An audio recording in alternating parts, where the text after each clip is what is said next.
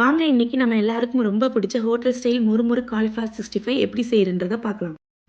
முதல்ல சூடான தண்ணியில் ஒரு ஸ்பூன் உப்பு, ஒரு ஸ்பூன் மஞ்சத்தூள் போட்டு வெட்டி வச்ச காலிஃப்ளவரை 5 நிமிஷம் அதில் ஊற வச்சு அதுக்கப்புறம் அது தனியாக வடிகட்டி எடுத்து வச்சுக்கலாம்.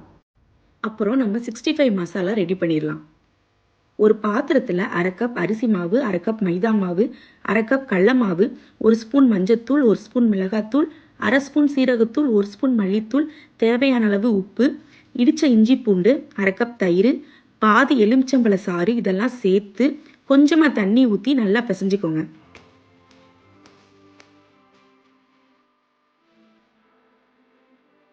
இப்போ இதில் நம்ம சுடுதண்ணியில் ஊற வச்சு எடுத்த காலிஃப்ளவரை இதோட சேர்த்து மசாலா எல்லா இடத்துலையும் படுற மாதிரி நல்லா கலந்து ஒரு 10 நிமிஷம் மேரினேட் பண்ணி எடுத்து வச்சுக்கலாம்.